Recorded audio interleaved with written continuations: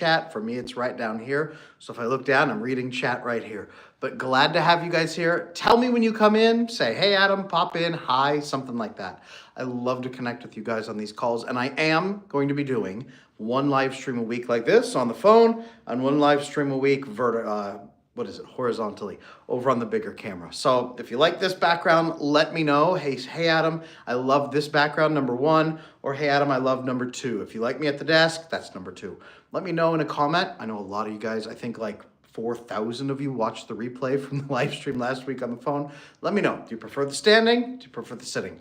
I want to make sure you guys get what you need. So other than that, topic for today, can anxious and avoidant love really work? I get this question so often, you guys, and the anxious and avoidant dynamic is one of the ones we have researched the most because it's one of the most frequent pairings in the entire Western world, actually, because it happens again and again and again and again. When securely attached people get together, the research estimates anywhere from 50% of the older generations, actually 30% or even 25% of the newest generations are securely attached. Now it's really bad, going in the wrong direction.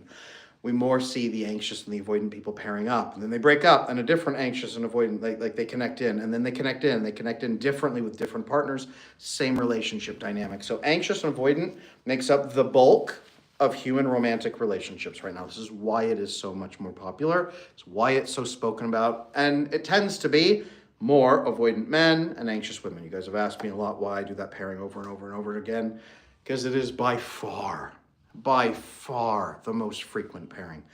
Today, anxious and avoidant, I'm going to talk about avoidant in general and anxious in general, not even men and women. It'll be a little bit easier. So if you're in that, you would ask me about that. This one is also for you. Is this live now, April? It sure is. Thanks for asking. It says live at the top, so it should be. Sit, be comfortable. I appreciate that. Thank you. Sitting in number two. Okay, a lot of you guys like that. Is this live, honey? It sure is. Welcome in here and glad you're here. Your delivery is great regardless of sitting. Thank you. I appreciate that. You know, I like standing. I like presenting like this in a standing position. I also like the desk, although a lot of people tell me I bang on the desk. I actually think it's the buttons on my coat that when I'm sitting at my desk that actually click on it, to be honest with you. So in the middle right now, in the middle of that relationship dynamic, I hear that. Okay, I wasn't expecting this. All right. New live stream schedule, you guys, really quick. Tuesdays and Wednesdays, 11 a.m. U.S. Central Time. Tuesdays and Wednesdays, 11 a.m. U.S. Central Time. Keep in mind, we did just have daylight savings time, so our clocks went forward 1 hour as well. So right now, it is 11 a.m. U.S. Central Time on Wednesday. Here we are. The replays are also available as well. There we go. How do avoidants deal with death? Good question. Said hi. Hi, Myrna. Good to talk to you. Glad you're here. I like sardines. They're my favorite. Okay. I got you, Arkia. Thank you, Adam, for everything. I think I'm anxious, so I got secure on your test. I will say this, one thing I have against those tests, sometimes you can tell what the answer is supposed to be, and sometimes it is really hard to fight that urge when you're anxious to be like, I don't think I can paint myself that way, so I'm going to show what I should say, or on my good days, not when I'm agitated. A lot of times people take those tests when they're completely calm, and they think, what would I do right now at this moment? And they take the test that way. And then when you're in the middle of it and you're agitated and you're stressed, you're like, oh my goodness. And like, it's happening. There's also another thing that happens, that people can have secure awareness, but maybe they haven't fully implemented the behavior changes into the relationship yet. So in your head alone, you can be secure, but when you're actually rubber meets the road with another human, not as secure. And there's also a third component of you can actually be doing securely attached things, but your nervous system hasn't fully caught up yet because it takes a while for the neurotransmitters, the learning system inside your brain, for all the bonding hormones to click through, and then to desensitize to old fears and really learn that new patterns are actually going to continue. So it can take quite a while to reprogram the amygdala response, for example. It can take a bit. So there's a lot of ways that can roll through. So I'm not sure what it is, but It could work. Can men be effectively counseled, coached by female relationship coaches? If the woman is actually aware of the legitimate changes and differences in the masculine and feminine, then I believe yes. I have my coach, Alyssa. She is phenomenal with men. Men rave about the breakthroughs she helps them achieve. But it's because she has had a lot of masculine energy herself and has come to truly appreciate the good sides of masculinity while also understanding the depth and necessity of femininity as well. It takes a lot of work. Also for a man to understand that depth of femininity and that connection as well, it takes a lot of work. But yes, it just takes a lot of self-awareness. I'm highly disorganized according to your test. What does that mean?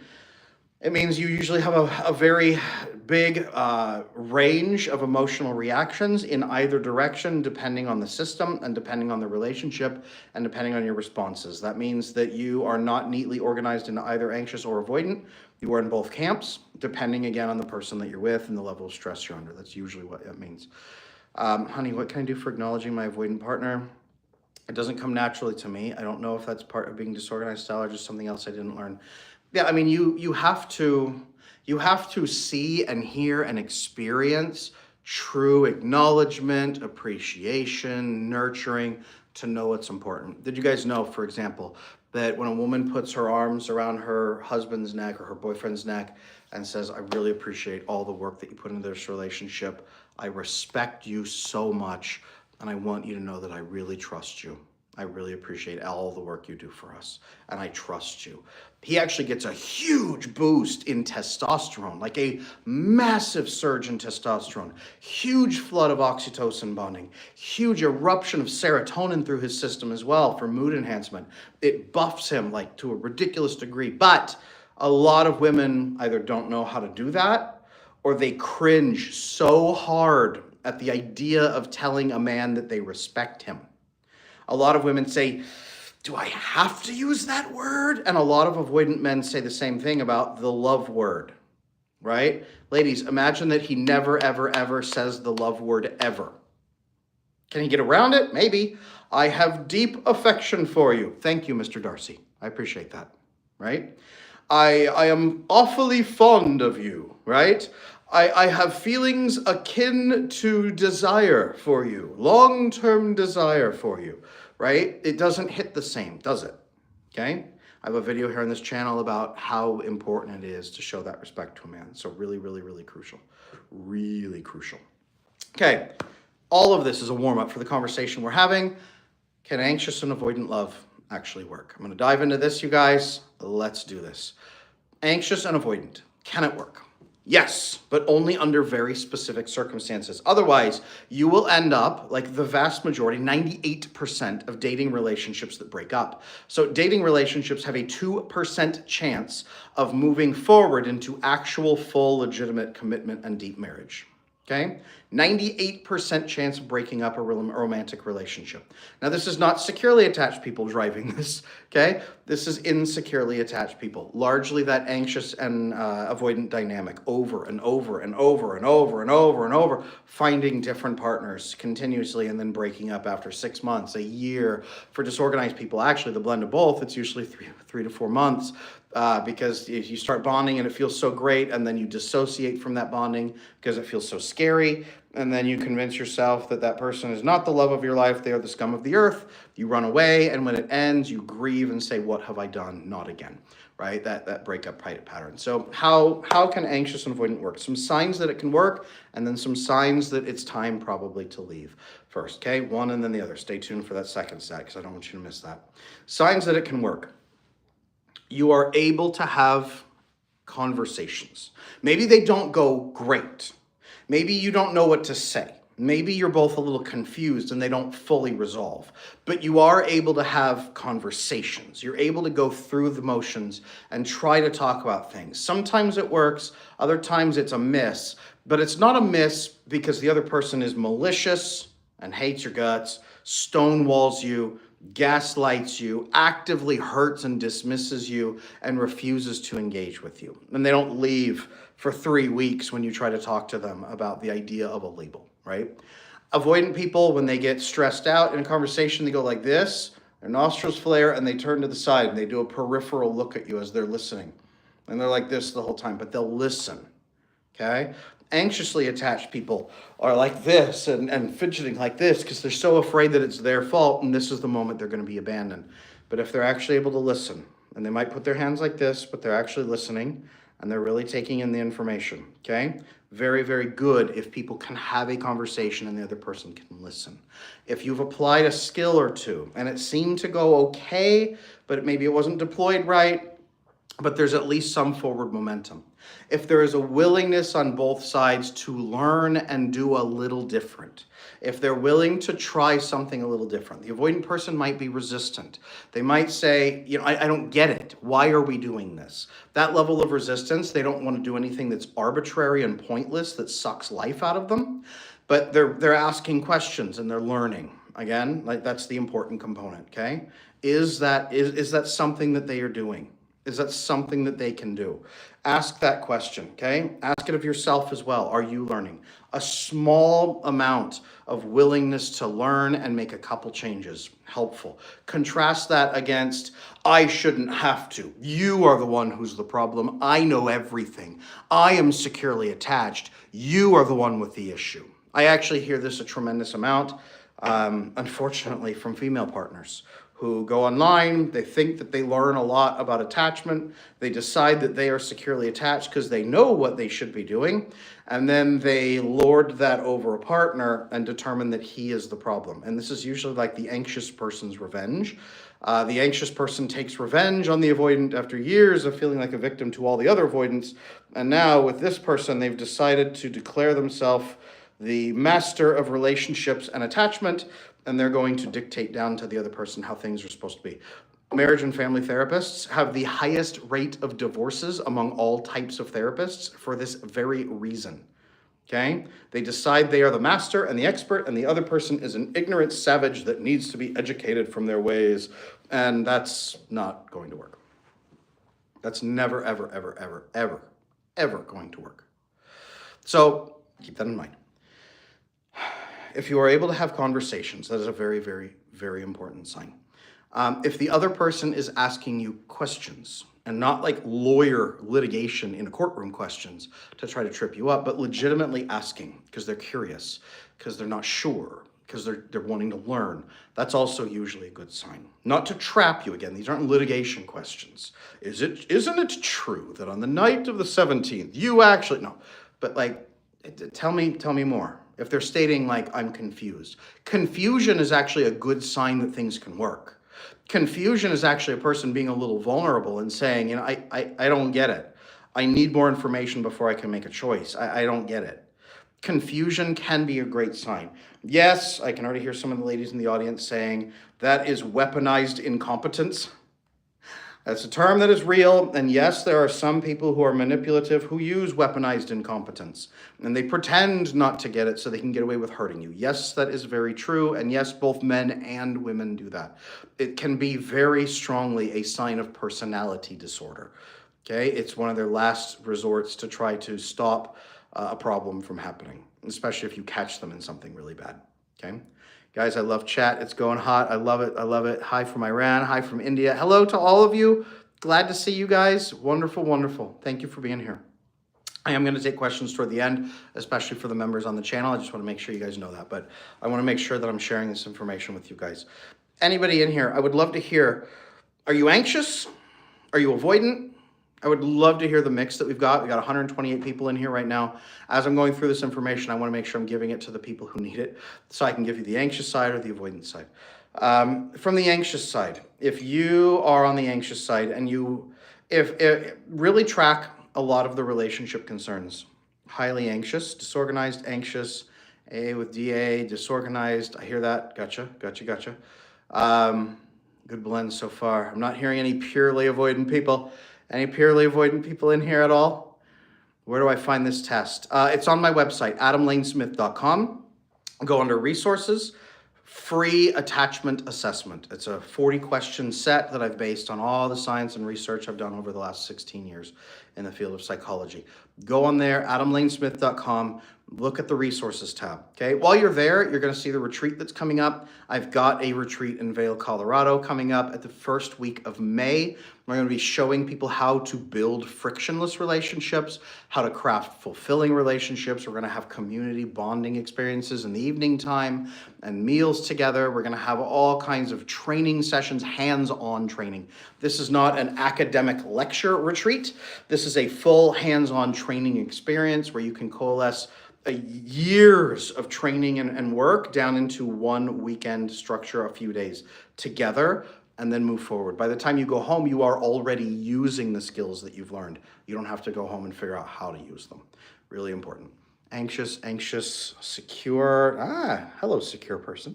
Anxious, leaning, secure, currently in a situation with an avoidant. Got it. Situationship, living together in a situationship. Interesting. I have run across that before. That usually is either started as roommates and turned into something, or you've moved in together but it's not official, and that's usually grounds for immensely high anxiety levels because you don't have an actual firm safety net to feel like your living situation is safe. I've seen that quite a bit. All right. Sounds good. Wish you could be there. I wish you could too, but maybe the next one around. But for anybody who's interested, on my website, adamlanesmith.com, it's under retreat. I've also got the free attachment styles quiz on there, free newsletter. Everything is available on my website, adamlanesmith.com. Okay. Anxious and avoidant. From the anxious side, here's what you need to know to see if it's fixable or not. When you have a conversation, do you feel like there's a lawyer cross-examining you, ripping you to shreds? If so, much harder for that to come back from. That means that partner is actively working against you, and they may be the manipulative subtype. Because remember, I've broken all the 4 attachment styles down into subtypes. The manipulative avoidant subtype, very hard to work with. Very hard to work with. Very, very difficult. It's not something you can turn. Most anxious people are stuck in this idea of if I'm good enough, then they'll respond to me different. That's not really how humans work, especially men. Men don't change that way. They just don't. Instead, you need to be looking at what are they actually doing and showing you with their behavior. So if you're feeling like you're being ripped apart in cross-examination by a litigation lawyer when you're trying to have a conversation, this is a very bad sign. If it just feels confusing, if it feels frustrating, if you're both kind of frustrated during the conversation and you're both trying to talk but it's not coming out right, if you're both a little defensive, and afterwards you both make up and say sorry and you're trying to work on it, but it's just not punching through, that usually means you need some guidance, some training from somebody who can actually kind of stand between you and mediate and translate and help you understand each other to a new degree to build a better foundation. I've done that for a lot of couples. It's something most people need. And if you can't trust each other or understand each other, you pull in a third party you can both trust and understand. You speak to them, they speak to the other person, and you start building a language system that you can then use together because you see how each other communicates and you start getting better results. So the trust starts to grow between you. Then the third person steps back and the two people are connected with trust and communication. It's just bringing in a professional third party. That's how that's supposed to work.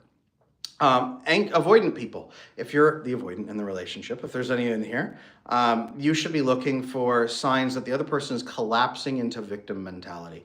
If the anxious person endlessly collapses into, I'm just not good enough, it's never going to be enough, oh man, I guess I'm just a bad boyfriend or a bad girlfriend, it's never going to, I can never win, it's just never enough, or the resentment, do you know how much I've done for you? And they fall back on those what my mentor, Dr. Robert Glover, calls those covert contracts. I've done all these things for you, it's just one thing. I don't understand why it's so bad, right? Like the victim mentality and the covert contracts, that's what you need to be careful of if an anxious person is doing that, because they are the subtype toxic anxious over on the toxic side. Okay, subtype toxic anxious. Maybe I should even reclassify that as resentful anxious, but the toxic anxious and the manipulative avoidant are the two that you need to be wary of. Track those. If you feel like you're being litigated against, shut down, dismissed, stop and really think, are they treating me like a human being with respect for me as a human being? Or are they managing me like an object? Are they trying to move me? Are they listening to me and engaging with me? Or are they just trying to move me like this? Go over there. Stop talking. Go over there. Do what I told you. Stop doing that because it bothers me. Be silent in the corner, right? If they're moving you like an object like this is what the toxic, anxious, and manipulative avoidant people do. I have done 10 things for you, therefore I expect this. I have cranked the jack-in-the-box exactly 10 times. It should pop open and give me pleasure now. It should be an exciting jack-in-the-box. You are not, you are broken. I am angry at you because I cranked your wheel 10 times and you did not pop open. How dare you, jack-in-the-box, right? The manipulative person. I am not willing to let you into my life and have control. How dare you try to take control of my life and tell me what to do? I am not going to allow you to do that. You instead will be controlled. Sit over there in the corner where I put you. Right? Managing people that way. Managing people as if they are objects. Be wary of that. Be wary of the other person using leverage against you. Managing you like an object, manipulating you, in other words. Be wary of those things, okay? If they walk in and it feels like an endless chess game and you're always losing, and when you try to have a conversation, it's back to the chessboard and they move another piece to block you, really bad sign. Really bad sign. Okay? And I want to be very clear, because some of you have done this in the past. A lot of people with attachment issues have fallen into these patterns occasionally. Some of you are waking up from these patterns and saying, man, I can't believe I did this, right? Some of you have lost very near and dear relationships because of this. I want to be very clear. We're not here to judge people for being good or bad. We are here to discern if somebody is good or bad for our life path that we're on. Our life plan that we're building, our life mission that we're following, our life and our legacy that we are crafting. We are discerning. We are not judging. I'm not here to say you're a bad person because X. I'm here to say you are the wrong person for my life because of X. That's very, very, very important that you guys do that. A lot of anxiously attached people are terrified to have boundaries because they're afraid of being a bad person and hurting others by judging them. Many anxious people have been judged themselves. Most people don't want to judge other people. We're told not to, actually. So discern. Discern. If an avoidant blocks you, is that a bad sign? It usually means that their cortisol level is massively high against you. They now have a cortisol association with you. You are now programmed into their brain as an obstacle, an opponent, or an enemy who makes their life harder. And sometimes they temporarily block you to force you to cool down so they don't have to experience you during moments of stress, and your stress or theirs. And sometimes they'll unblock you later. But it's not a good sign because it is a sign of massive cortisol association, which is the opposite, essentially, of a vasopressin bond.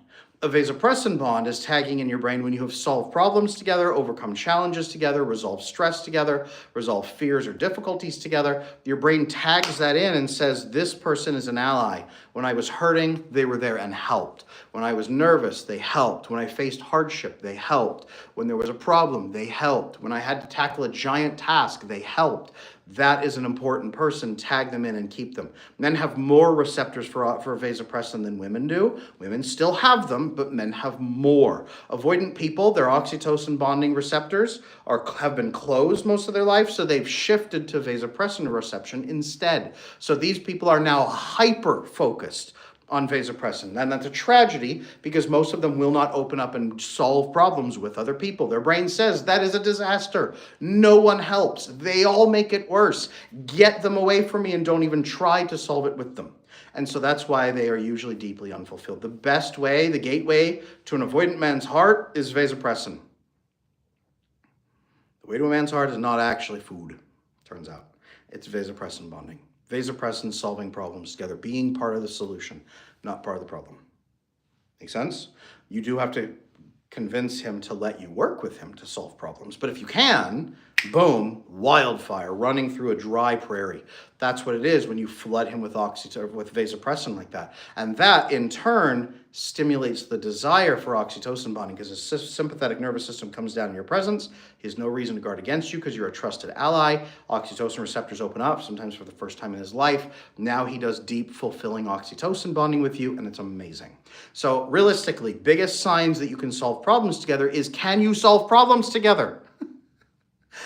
Biggest signs of anxious and avoidant people, being able to work it out. Can you solve problems?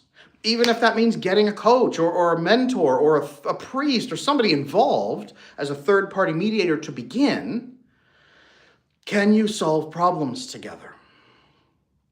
Or does this person think you're the problem? Does this person think you're the problem to be solved, or are they willing to solve problems with you? Even if he's pushing you out of the way to solve the problem, he still thinks that's the problem. The manipulative, avoidant, and the toxic anxious thinks you're the problem, and you have to be solved by shutting you up and putting you in the corner, or by taking from you what they feel is now rightly theirs. Make sense? That's how you can tell when it's going to work. Guys, I've seen couples come back from like wild, crazy relationship misses and upset and anger and resentment and hurt and frustration and arguments. I've seen and helped so many couples come back from that. I can tell you that most couples can be fixed if they're willing. Just this amount of willingness. You know what I do when I sit people down at the very beginning? I say, okay, I need verbal confirmation from both of you. Do you both want this relationship to get fixed? Yes or no? And I look at them like this. And they say, yes. And the other says, yes. And I say, okay, great. I am now going to be on the side of the relationship, because most therapists will say, I don't take a side. Yes, you will. So instead of his side, her side, whoever's side, I'm on the side of the relationship. That's what you've hired me to do.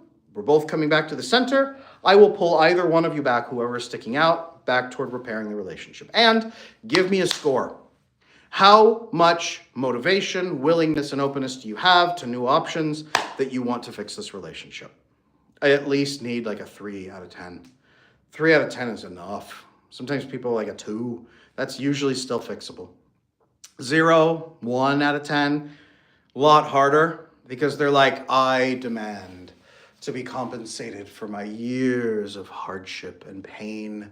You have no idea what I've experienced. I am unwilling and I should not have to make a move. You should be catering to me, and I need to feel better before I'm willing to do anything for you. And that's like done. That's like done in that relationship. Very rarely can they come back from that. That usually actually requires a massive infusion of, number one, massive level education. So they have to at least be open to even be receiving information on top of that.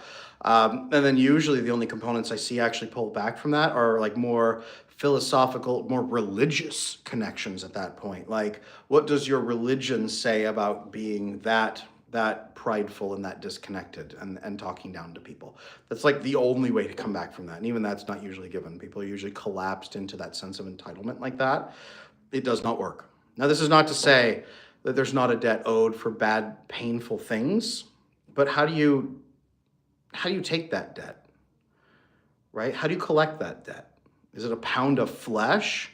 Like, you can't pay me financially, so I'm going to cut pieces off of you? That's an old practice in the old days for collecting debts, by the way. Or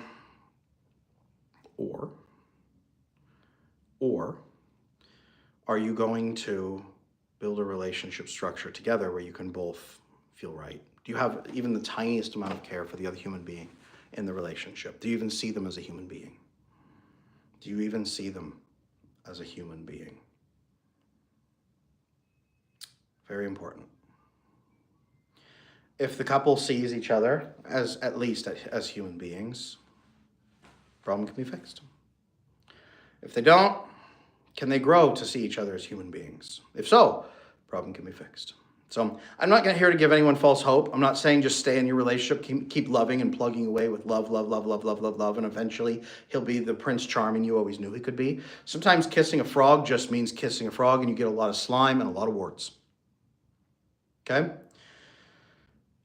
If you aren't sure, and it's hard, get a third party involved. Whether that's me and my coaches, whether that's a therapist, whether that's a priest or a pastor or somebody that you trust. Get a third party involved so that you both have someone to, you're here, they're here. You can triangulate in a good way. Triangulate trust through a third party mediator and both trust them and learn skills. They can translate for each of you, and then you begin to grow trust and communication between you. And the third party drops off, and now you have that relationship structure in place. I'm not a fan of couples therapy just because I know the reality of most couples therapists. I know it. I've seen it. I've lived it. I've seen the data and seen the statistics. It's not pleasant.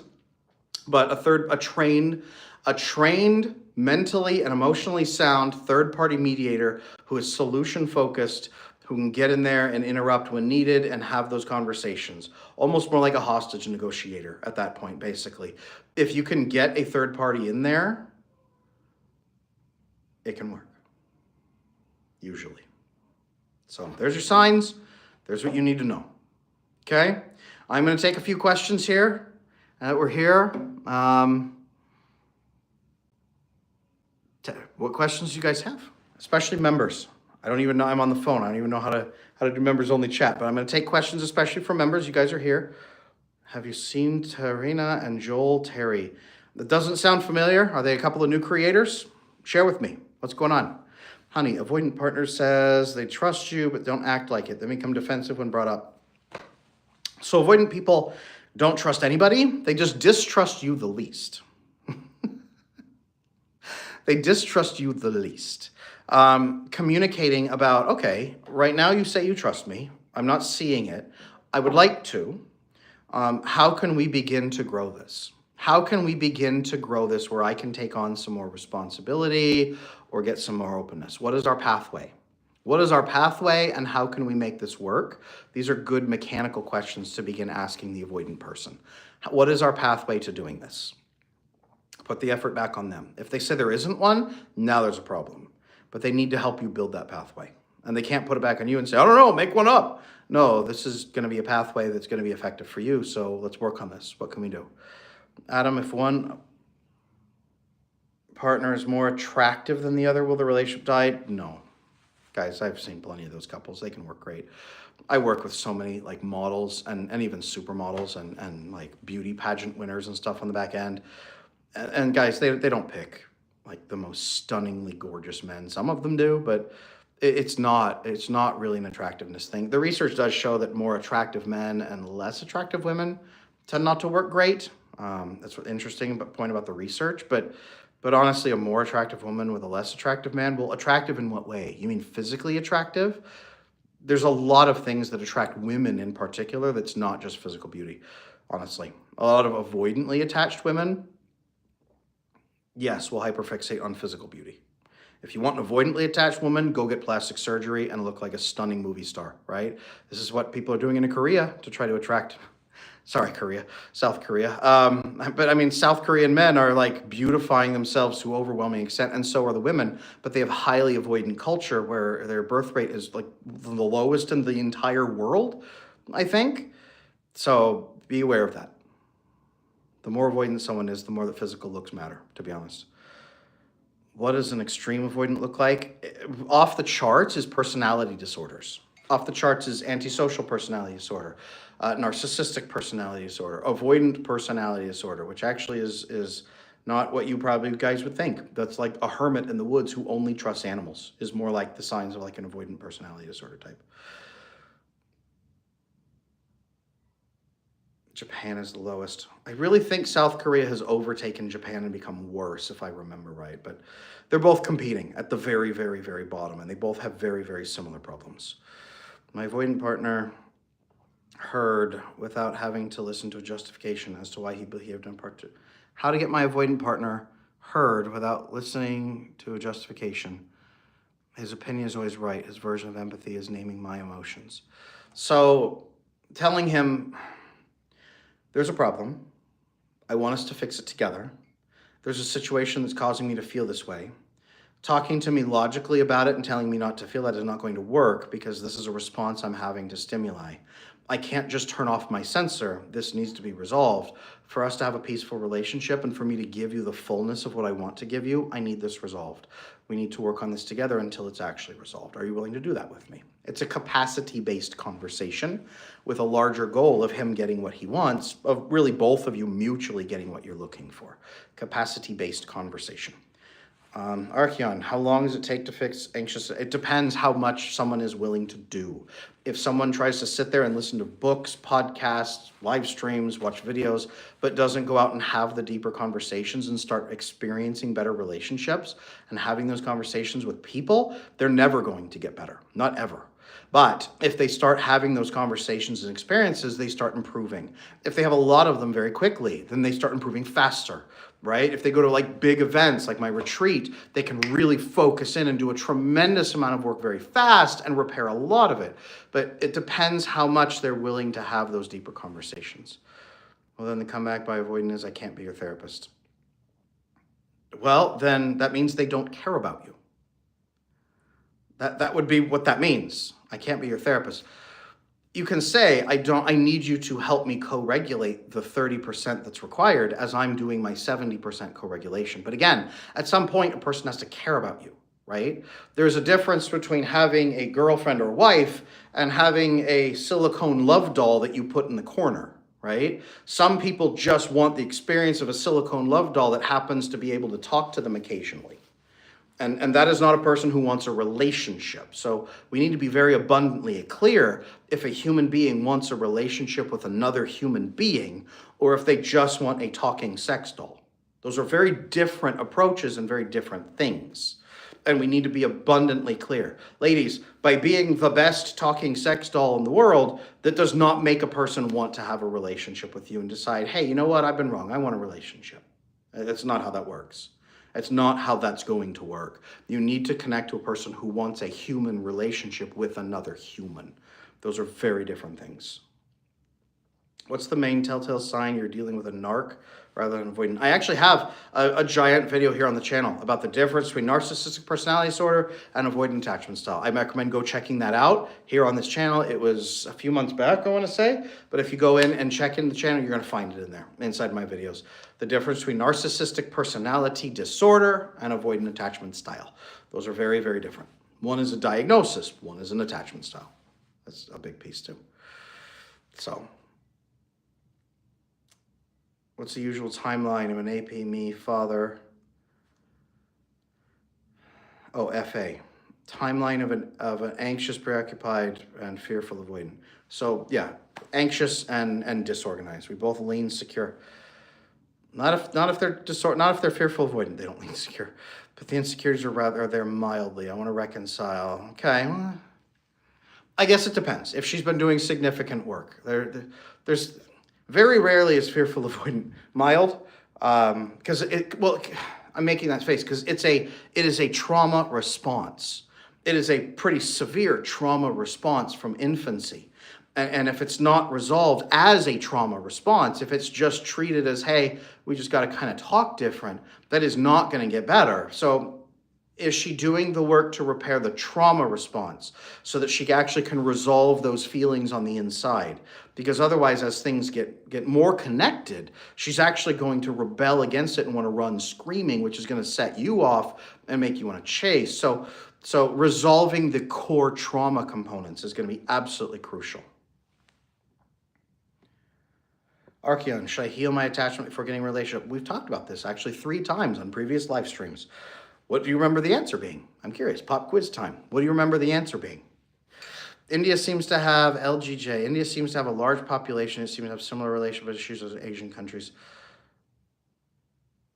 What? India seems to have a large population. Seems to have similar relationship emotional issues. Oh, as the Asian countries.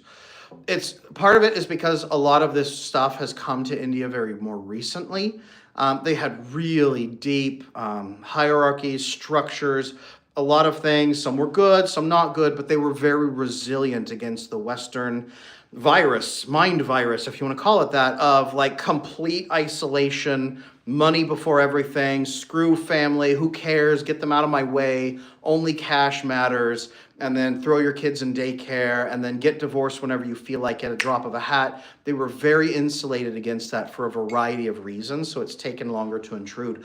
The same as we're seeing now over in some of the Middle Eastern countries even, Gulf countries, etc. They are actually starting to see a rise in these destructive Western behavior patterns among the very young people, the 20-somethings. It's starting to set in. It has taken longer to overcome those cultural components, the cultural immune system, if you will, but now we're starting to erode it and break in. So India is starting to follow suit in the same patterns as as Japan, as South Korea, as America, all of that. We're starting to see that collapse. caste system. I know that, but I mean, there's a number of structures. There's a number of structures that are at play. Not just that. Like I said, some great, some maybe not so great for some of the individuals who are more at the bottom. I'm not even going to get into all that. Not even going to get into all that. I am not qualified to comment on other countries' structures and say whether things are good or bad.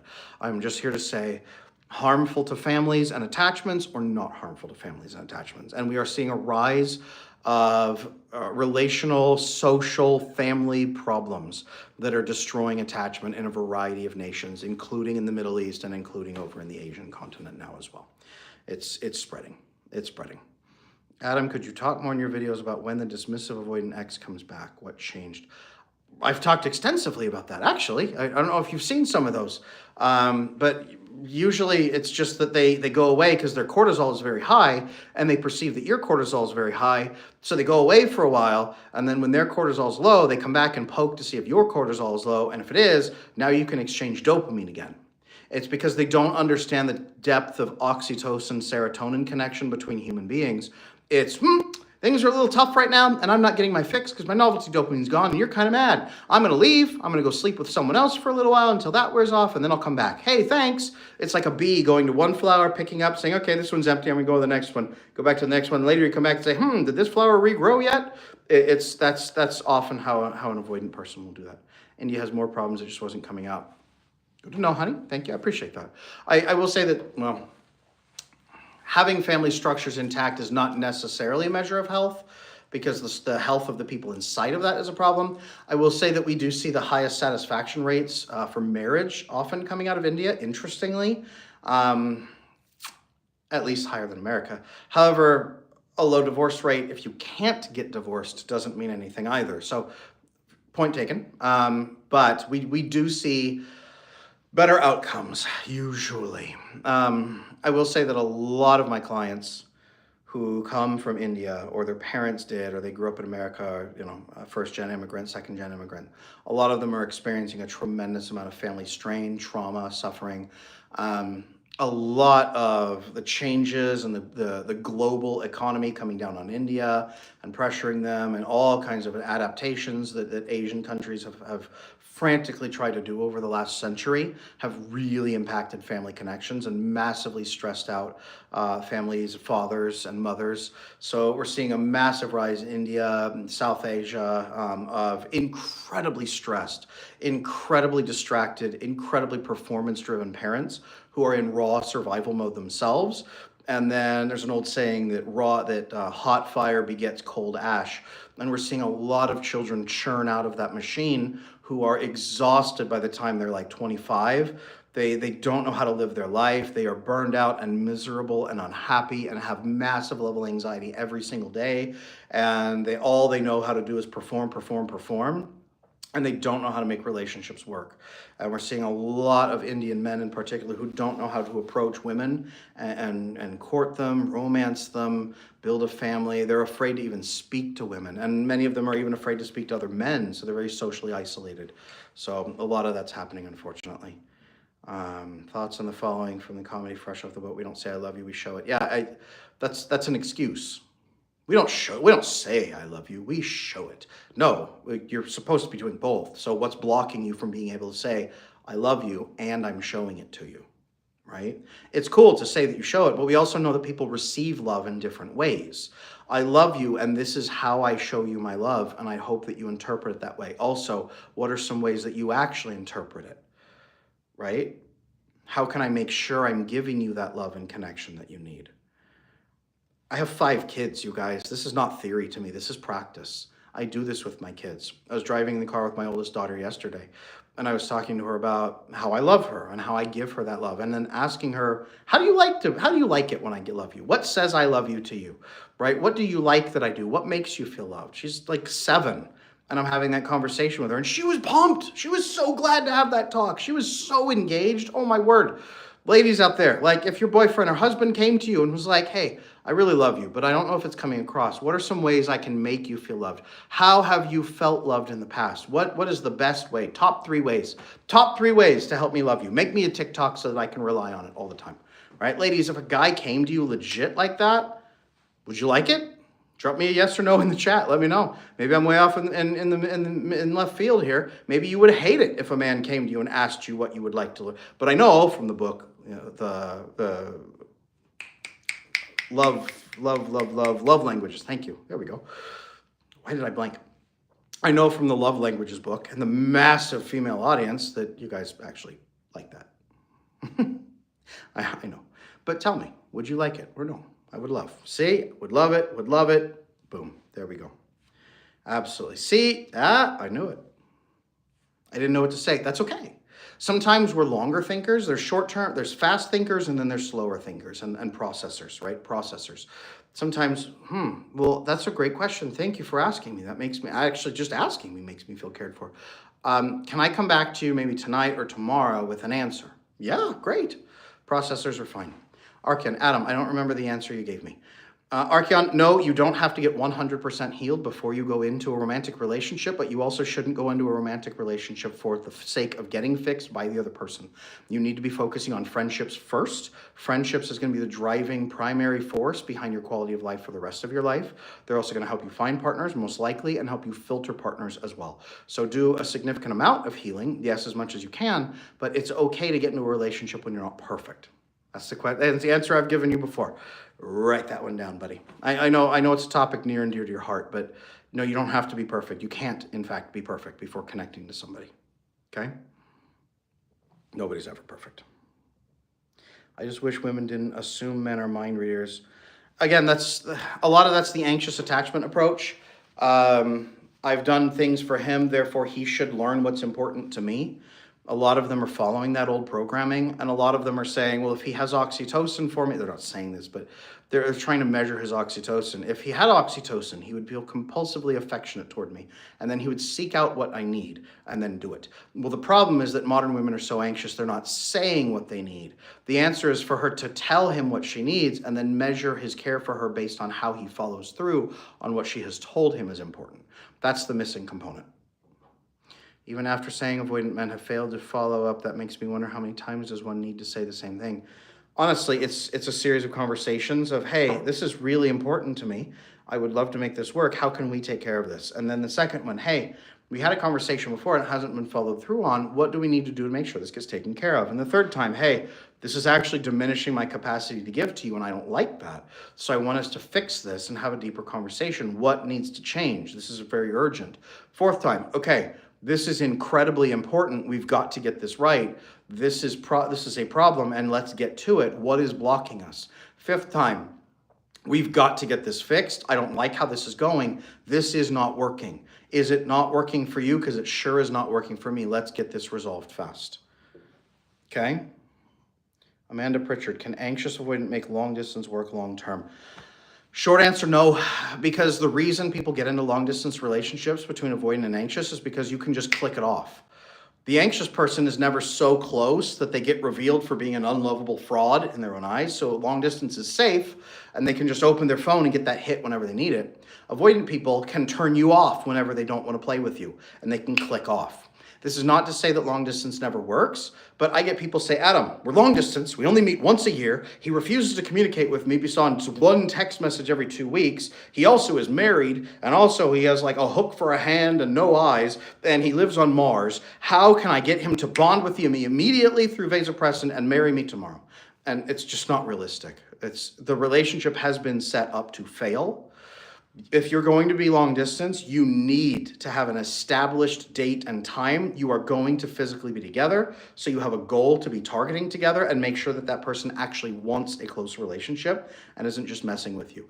I wish you guys in here knew how many long distance relationships that are open-ended and indefinite are actually a married person having an affair. I wish you guys knew that. And nobody ever believes that that's what's happening in their relationship. I wish you guys understood the numbers. There's the raw volume of times that an open-ended, not moving in together, long-distance relationship is an affair. I wish you guys knew that, like, honestly. It's really bad. And most of you in here are like, nah, that's not me. I hope it's not. But long distance relationships must have a plan to be physically together, so you have a target to work toward. That's how you start building real vasopressin bonding, is marking those moments and getting together and building the connection. Long distance, long distance and long-term relationships do not work for anybody, not really. The data is clear, and especially not an anxious and avoidant person, especially as you start repairing your relationship components. It's not going to be satisfying. Not going to be satisfying. After many conversations I've heard, find someone else. You wonder if that's a sign to let go if I'm holding on too hard. Seeing if you can repair the relationship together and if they're on board with actually doing the work. Seeing if they're willing to make the changes. Seeing if they want it to work. Seeing what their priorities are. If their priority is to have convenience endlessly for themselves, and I'm not saying that's the case with you, honey, and your partner, but if their point is just endless convenience and cash, that's not going to work.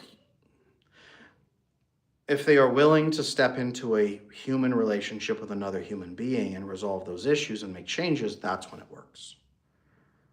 That's when it works. So, if you're in a long distance relationship, you guys, have an end date.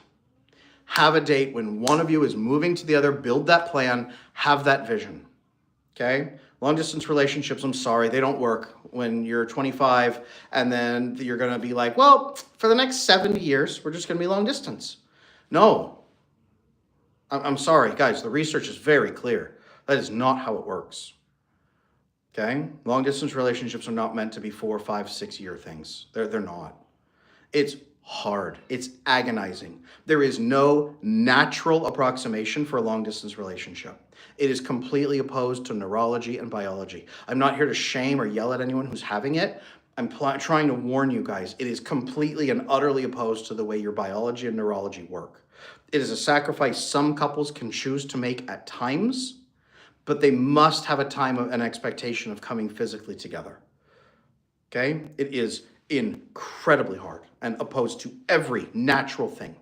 It is a completely unnatural relationship dynamic, and that is why it is so hard. And you must have an exact time for when you will make it natural again. That's what I'll say there. So there's that. All right, guys, it has been an absolute blast working with you today. I wasn't able to communicate with you guys yesterday as the usual because I was actually picking up a family member from the airport. Instead, I'll be here tomorrow, 11 a.m. U.S. Central Time, the same time slot we're just concluding.